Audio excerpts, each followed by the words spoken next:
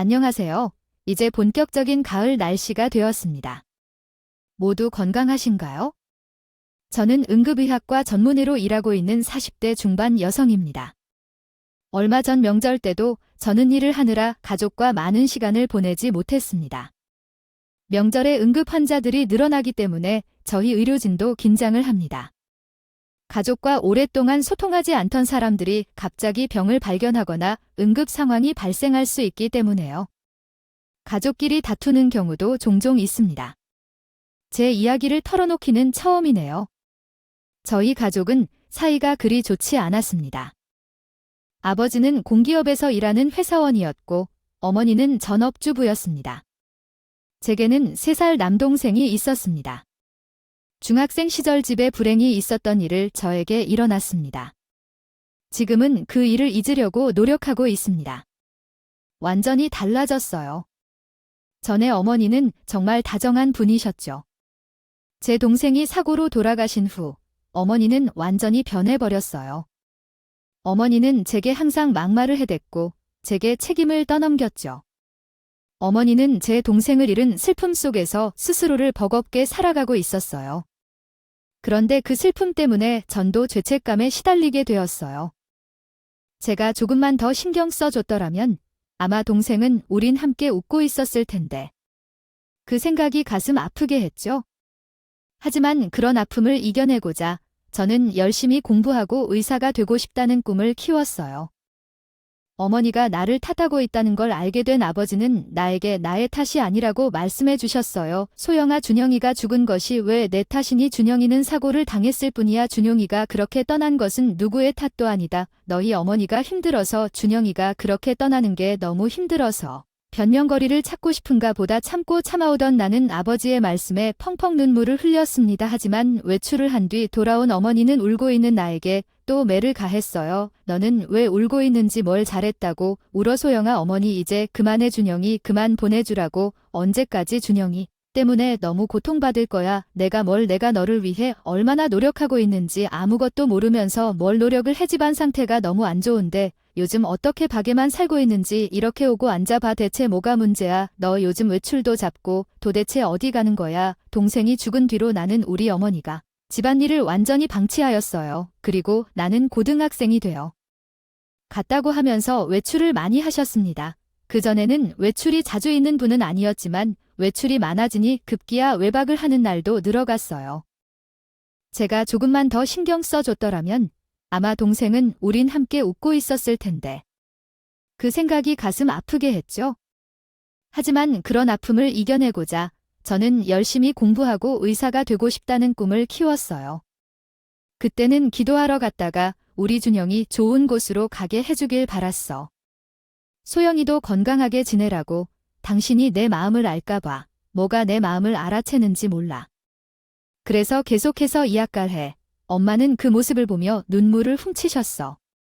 아버지가 위로해 주신 후로 어디 다니든 뭐라든 엄마 잔소리를 안 하셨어. 나는 텅 빈 엄마의 자리를 채워야 했어.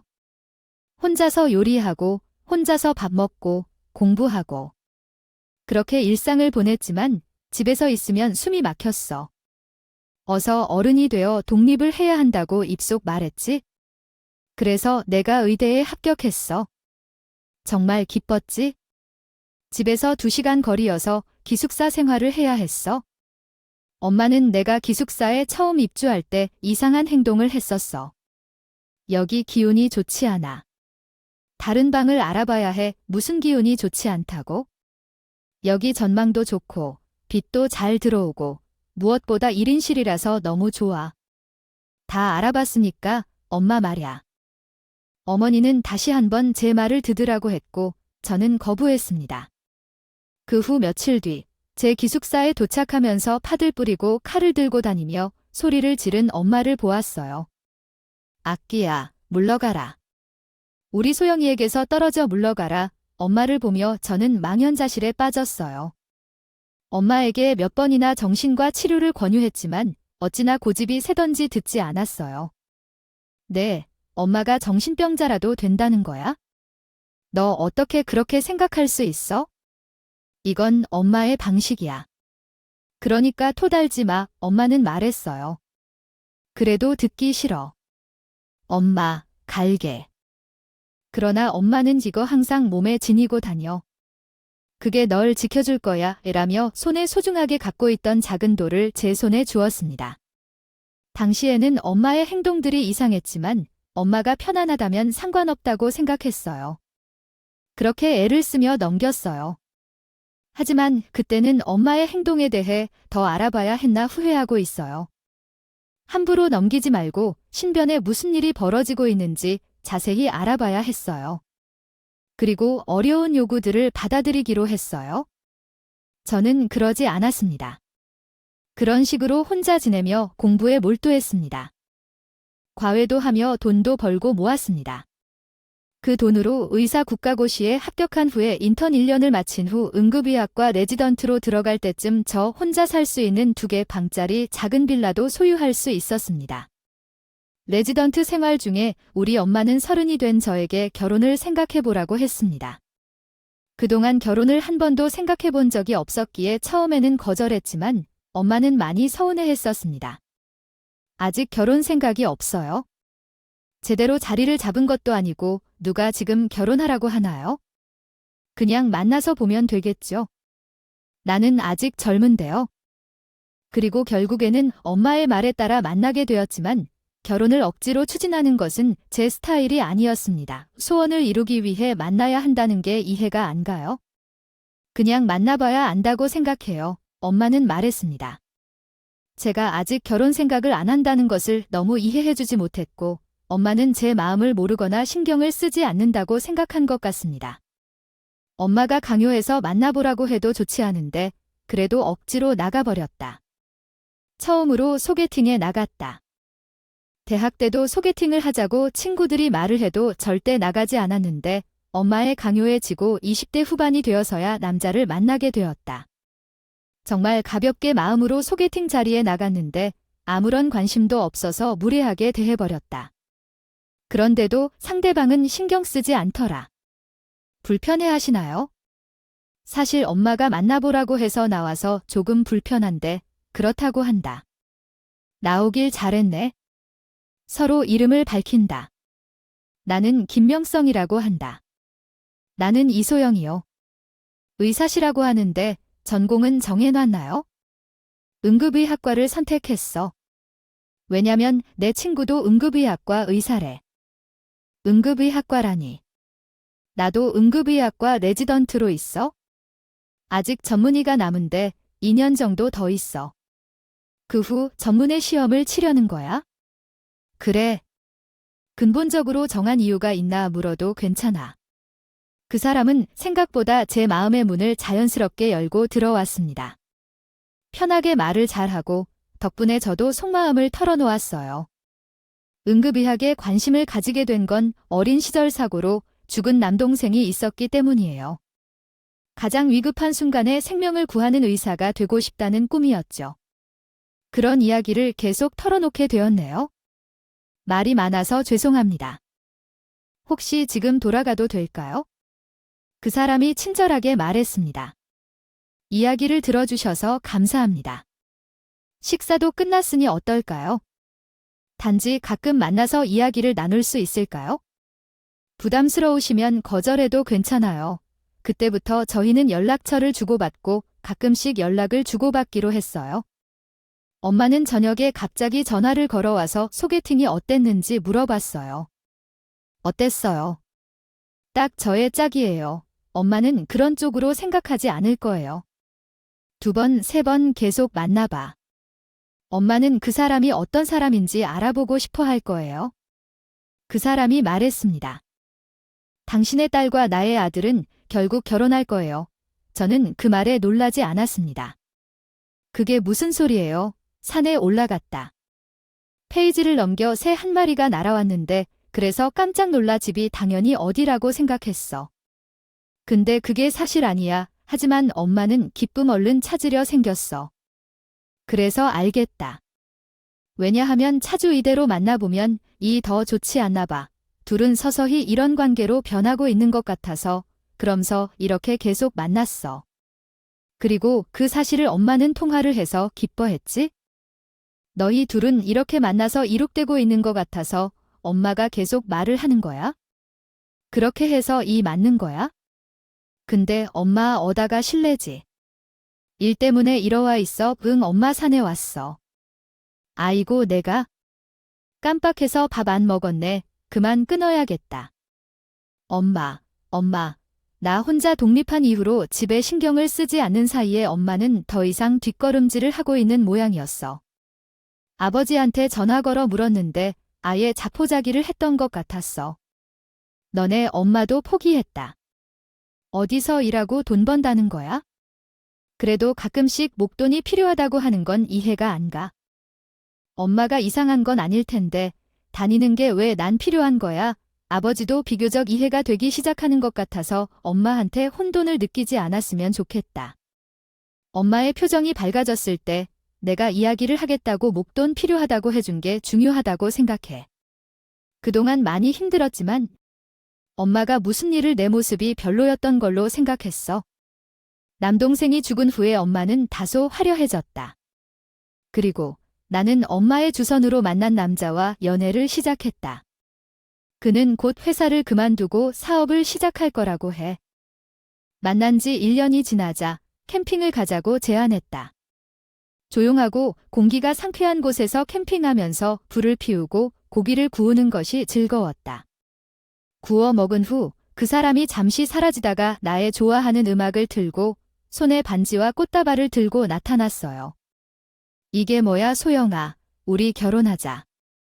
나 많이 부족하지만 너를 평생 아끼고 사랑할게. 그때 분위기도 그런데 만난 지 시간도 꽤 됐고 거절할 수 없었습니다. 하지만 고민이 있었어요. 인생의 결정을 그렇게 쉽게 할 수 없으니까요. 그 사람은 내 고민을 눈치챈 것 같던데 내가 뭘 걱정하는지 다 알아. 그래도 그런 고민들 나랑 함께 이겨내는 거 어때? 나 믿어줘. 그 말에 일단 반지와 꽃다발을 받게 되었습니다. 하지만 머릿속에서 여러 생각이 들었습니다. 그런 선택이 맞는 걸까? 엄마는 어떻게 알았는지 모르겠지만 다음 날 바로 연락을 했어요. 서영아, 너 청혼 받았지? 상견례 자리를 만들까? 시간 되니? 고민 중. 엄마는 예약을 해줄 거라고 했지만 바쁜 일이 많아서 바로 끊고 말았습니다. 너무 기뻐서 정신이 없었어요. 변명을 하자면 그때 나는 레지던시를 마치고 전문의 시험을 볼 시기여서 정신이 없었던 것 같아요. 그렇게 상견례를 진행하게 되었어요. 시험까지 한 달밖에 남지 않았던 시점이었어요. 상견례 자리에는 예비 신혼이 약속 시간보다 늦게 도착했어요. 엄마는 그 사람을 기다리면서 얼마나 좋은 사람인지 설명했어요. 좋은 분이야. 나에게 얼마나 힘이 되어주는지 몰라. 엄마의 말에 아빠가 대답했어요. 친구들과 연락을 끊어서 걱정했어. 그 사람만 만나서 나도 궁금했어. 근데 좀 늦어. 엄마는 화를 내셨어요. 아니, 지금 30분이나 지났으니까. 이 사람 참으로 기다릴 줄 아느냐? 정말 기다릴 수밖에 없어. 늦게 올 때까지 기다릴 수밖에 없어. 엄마는 그렇게 화를 내셨어요. 이때부터 나는 조금 엄마가 이상하다는 것을 느꼈어요. 너무 맹목적으로 한 사람만 만나고 있었다는 것을 처음 깨달았죠. 한때는 엄마를 미워해서 혼자서 살고 싶었지만 내가 모르고 있던 것이 너무 많다는 것을 그때서야 알게 되었어요. 그리고 얼마 후에 화려하게 차려입은 예비 신부와 예비 신랑이 나타났어요. 늦었는데도 사과 한마디 없이 오는 건 너무 이상했어요. 우리 가족의 나머지는 예비 신부를 보자마자 반색을 하며 먼저 인사를 했어요. 오셨어요. 오시느라 고생하셨죠. 시청하시죠. 일단 음식 먼저 주문해요. 다들 일찍 오셨네. 그럴까? 그럼 음식 먼저 고릅시다. 정말 이상하리만치 거만하더라고요. 그리고 저희 엄마도 과할 정도로 예비 시모에게 굽신거리고 있었습니다. 그리고 메뉴판을 한참 들여다보던 예비 신호가 말했어요. 여기가 음식이 탄 마음에 안 들어. 여기 뭐 스테이크 같은 거 파는데 없나? 그러자 저희 친정엄마가 바로 대답했습니다. 스테이크요. 여기는 한정식집인데 어쩌지? 제가 검색해 볼게요. 그런 친정엄마가 이해가 가지 않았어요. 엄마는 제가 말릴 새도 없이 바로 검색을 하고 근처에 스테이크를 파는 양식 레스토랑으로 전화를 해서 바로 예약을 잡고 이동을 했습니다. 그 모든 상황이 저는 어처구니가 없었어요. 결혼이고 뭐고 다 때려치우고 싶은 심정이었습니다.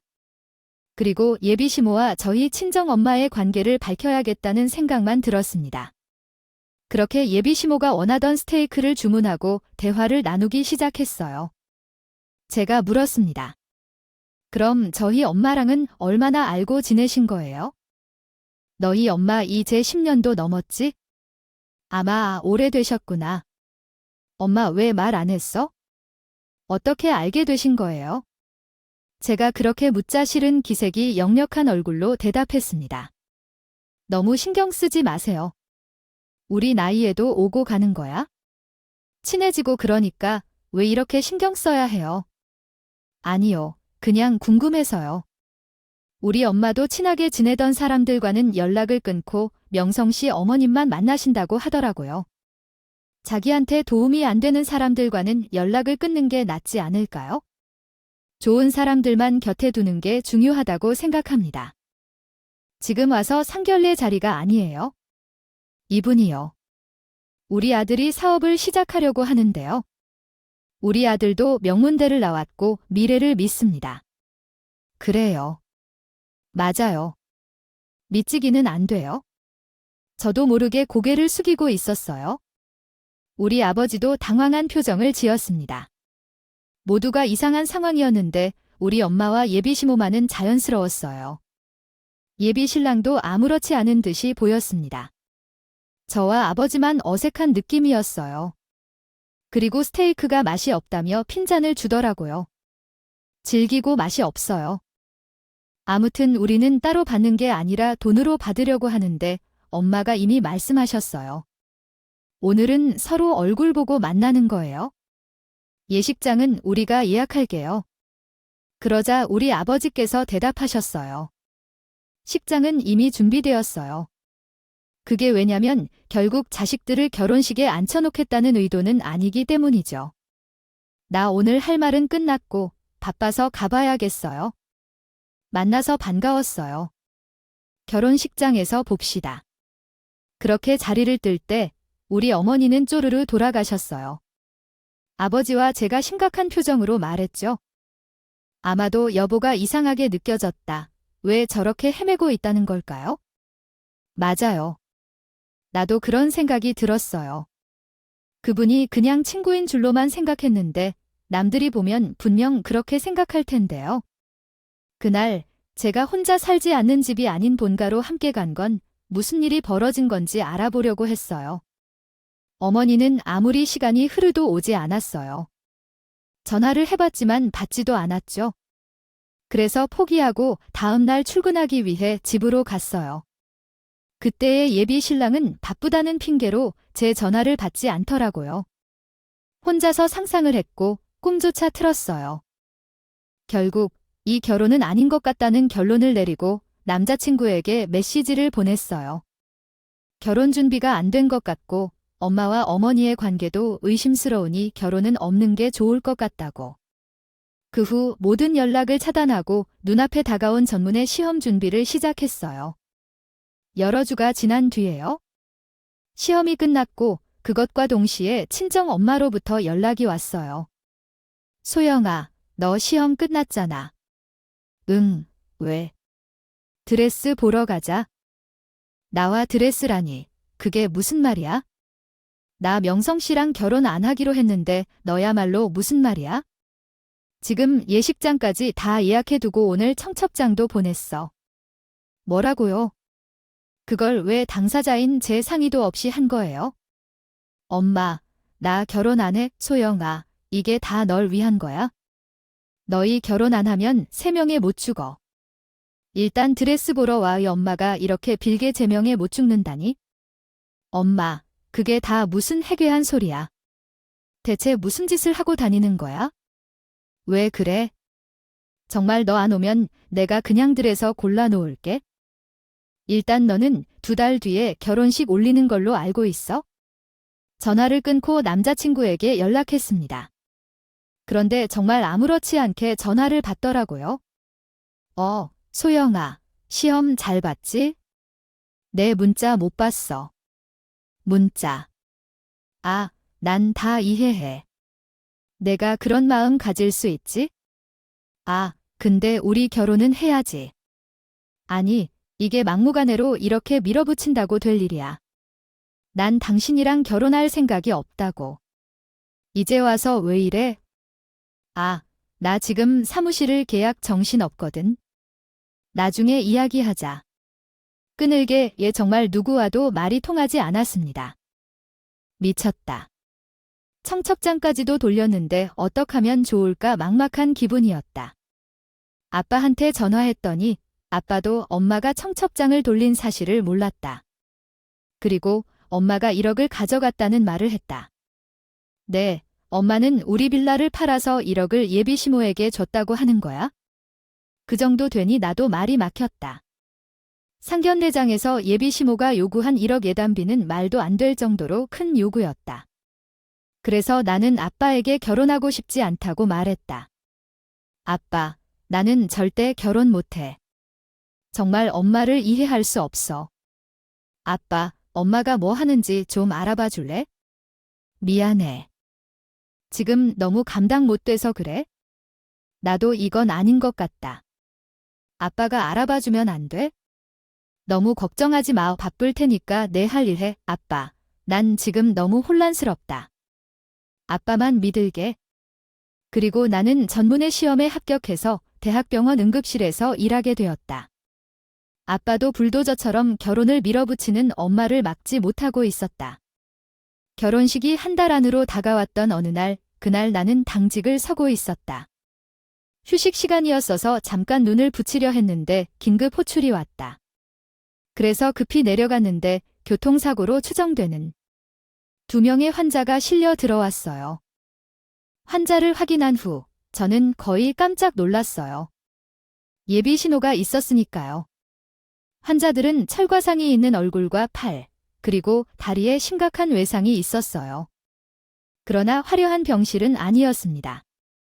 시골 할머니들이 입는 몸빼바지를 입고 있었죠. 그냥 지낼 수 없어서 호기심이 생겼지만 일단 환자라서 상태를 봐야 했습니다. 의식이 돌았는지 환자는 의사를 바꾸라며 난리를 피웠어요. 그때 또 다른 의사분들이 오셔서 혼란스러워 했습니다. 일단 일을 처리해야 했는데 바지부터 찢어야 했죠. 그러자 환자가 제 손을 뿌리치려고 했지만 힘이 약해서 못했어요. 그래서 조심스럽게 다리를 가위로 찢는 중에 용문신이 가득한 것이 보였어요. 놀라운 것은 바지 안쪽 주머니에 숨겨진 수첩이었습니다. 수첩에는 의문들이 풀릴 증거가 있을 것 같았어요. 그래서 수첩을 주머니에 넣어두고 응급처치를 했습니다. 그때 경찰들이 들어왔는데 이 환자들은 긴급 체포 중이었던 것 같아요. 도망치려다가 도로에 뛰어들었습니다. 어쨌든 심각한 일은 아니죠. 일단 상처 부위는 봉합했고 다른 전문가들이 치료해 줄 거예요. 그런데 왜 상습 불법 도박꾼들이 있는 거죠? 제가 병원에서 도망가지 않도록 감시를 좀 해야 되는데 괜찮을까요? 도박인가요? 그때야 뭔가 퍼즐 조각이 맞춰지는 것 같았어요. 환자들을 다른 부서로 보내고 난 후에 제 당직실로 들어가서 예비 시모의 바지 주머니에 있던 수첩을 열어봤습니다. 판도라의 상자랄까요? 그 안에 저희 어머니께 요구한 돈과 어떻게 해야 저를 믿도록 꼬드긴 증거들이 모두 들어 있었습니다. 얼마나 꼼꼼하게 적었는지 그것만으로도 죄의 증거가 충분하더라고요. 처음에는 경악했지만 지금 알게 된 것이 천만다행하다는 생각이 들었어요. 그래서 경찰에 가서 그 수첩을 주며 사기로 고소하고 싶다는 의향을 밝혔습니다. 언제 왔는데 저희 어머니는 병실에 계셨던가요? 그동안 예비 신부가 아니라 그 사기꾼은 저희 어머니에게 가스라이팅을 하고 있었어요. 이 모든 게 창구님의 지시였다고요? 나는 도박을 하길 원하지 않았고 그런 것을 믿어달라고, 그러니까 우리 딸만 살려주세요. 돈도 주고 진심으로 부탁했는데 왜 우리 딸을 안 살려주는 거죠? 당연하지. 그리고 결혼해야 해. 우리 아들과 결혼해야만 해. 우리 딸이 화를 피우니까 그렇게 말하자. 너무 화가 나서 내가 제대로 소리치며 병실로 들이닥쳤어. 당신은 누군데 내 목숨을 가지고 우리 엄마를 협박해? 이 사기꾼 년아. 그렇게 오랫동안 엄마를 세뇌시켜서 얼마나 괴롭힌 거야? 내가 그렇게 외치자 엄마가 당황해하며 제 입을 막으려 했어. 어떤 사람이지? 너 왜 그러냐? 당장 사과해. 엄마는 어릴 때 남동생이 그렇게 갔다가 이후로 이 사기꾼 같은 걸 알게 된 뒤로 이렇게 내게 모든 걸 바친 거야? 나는 엄마를 보며 몰랐는데 눈물을 흘릴 지경이었어. 엄마, 이 여자가 사기꾼이야. 엄마를 속이려고 돈을 뜯어내려고 나를 이용하는 거야? 엄마, 정신 차려. 그게 무슨 소리야? 소용이 없어. 너가 잘못 이해하고 있는 거야? 저 사람이 나를 속일 리가 없어. 그랬는데 잠시 자리를 비웠던 경찰이 들어와서 그 사기꾼의 범죄 행각을 말해주었어. 아이고, 이 여자가 다 돈을 내놓으라고 했어. 이 여자랑 똑같아. 사기와 도박전과 경력이 있는 사람입니다. 그가 미꾸라지 같이 교묘히 피해왔던 것이 끝내 증거로 드러났습니다. 저희 딸이 의사가 된 것도 그 사람 덕택인 줄 알았지만 엄마는 공부하느라 밤낮으로 흘리기도 한 피 덕분에 이룬 일이야. 이 사실을 받아들이기 어려워하는 모습이 보였습니다. 그런데도 사기꾼 여자는 말했어요. 그것들은 악기야. 내 딸을 죽이려고 온 거라고. 결혼을 진행해. 이제 완전히 돌아버렸어. 못해 이제 완전히 돌아버리게 생각해. 경찰을 부르고 엄마와 함께 병원에서 나왔습니다. 일단 엄마를 진정시키고 집으로 돌아왔습니다. 아빠는 놀라면서 맞아줬어요. 수영이랑 어디 갔다가 이렇게 오는 거냐고 물었어요. 그러고 나서 사기꾼이라는 사실을 듣고 믿을 수 없다며 놀랐죠. 함께 보낸 시간과 돈이 얼마나 될까 생각하니 꾸미는 게 아니라 꾸민 것 같아. 나도 그 여자가 장군을 모신다고 했거든요. 모친과 아버지가 가족들에게 사실을 고백하는 감동적인 장면이었습니다. 사기꾼 여자로부터 위압당한 모습이 담긴 영상을 보고 충격을 받았던 가족 구성원들의 이야기를 고백했습니다. 부모님은 서로를 안아서 울면서 사건의 심각성을 깨닫고 서로를 더 사랑하게 되었습니다. 처음에 오해와 애증이 있었으나 결국 가족들은 서로의 지지를 받고 소중한 시간을 함께하며 감사함을 표현하였습니다. 엄마는 눈물을 흘리며 말했습니다. 어머, 그 사기꾼은 감방에 가게 할 거야. 소영아, 난 용서해 줄 수 있니? 나는 약한 엄마야. 그 사기꾼은 죄인이야. 소영은 말했습니다. 엄마, 너는 아무 죄도 없어. 난 용서하고 말고 할 게 없어. 나도 엄마를 오해했어? 미안해. 좀 더 엄마 옆에 있었어야 했는데 난 도망쳐서 바빴어. 우리 가족은 그 오해를 풀었고 예비 신랑은 백수 양아치였다. 두 사람을 사기죄로 고소했습니다. 그들은 나중에 병원으로 찾아왔다. 그때 마취찌기 중 협박을 당들었지만 소영의 엄마는 최정신이라 말했습니다. 사기꾼, 나는 지금 최정신이야. 내가 날 오인했다고 생각하지 마. 부려먹은 세월을 협박하며 빼앗은 돈. 나는 그것에 대해 보상을 받을 것이다. 너를 감옥에 가두고 돈을 되돌려 받을 것이니까. 내가 너희를 다시 속이지 않았으면 하는 걸 알아? 그런데 소영아, 경찰을 부르자 그러면 그 사기꾼 여자가 무릎을 꿇고 울기 시작했다. 소영이야, 엄마 입장에서 나를 이해해줘. 내가 나의 아들 때문에 어떻게든 살려고 했어. 나도 피해자야. 그러자 그 사기꾼 아들이 화를 내며 말했다. 엄마는 무슨 피해자야? 내가 피해자지. 엄마 때문에 내가 힘들었다. 나는 경찰서에 전화를 걸었다. 여기 땡땡 병원인데 사기와 도박 범죄자가 자유롭게 다니고 있어도 되는 건가요? 구속 수사를 해주세요. 우리는 그 두 사기꾼이 신분의 위협에 처한 것을 보고 줄탄을 쳤다. 그리고 잠시 후 두 사람이 구속되었다는 소식을 들었다. 그리고 지루한 재판 과정 끝에 그들은 사기와 도박죄로 징역을 선고받았다. 항소는 받아들여지지 않았다. 재판 결과를 듣자 10년의 부담이 풀려 마음이 편해졌다. 우리 가족에게 죄를 저지른 사람들이 벌을 받는 것을 보는 것이 좋았다. 당시 저희 친정엄마가 우울증으로 치료를 받는 동안 그녀의 상태가 나아졌다는 소식에 큰 위안을 받았어요. 그날 엄마는 정말 기뻐하셨고 이젠 다 끝났어. 소영아, 엄마 이제 더 이상 힘들게 하지 않을게. 나도 너랑 자주 시간을 보내야겠어 라고 말씀하셨어요. 아버지도 내가 혼자 힘들었을 텐데 미안해. 이제 잘 치료받고 맛있는 음식 좀 해줘라고 말씀하면서 함께 이야기했어. 이후 가족이 조금씩 다시 하나로 모이는 계기가 되었어요. 엄마는 우울증 치료를 잘 받아 요즘은 약을 더 이상 복용하지 않아도 되는 거라고 해요. 아마 다른 의사와 결혼한 저도 좋은 영향을 끼쳤을 거라 생각돼요. 저희 손주를 안아주며 행복해하던 엄마의 모습을 보면 너무 기쁘더라고요. 아빠도 고맙다. 이제 다 나았어 라고 말씀하면서 함께 웃었어요.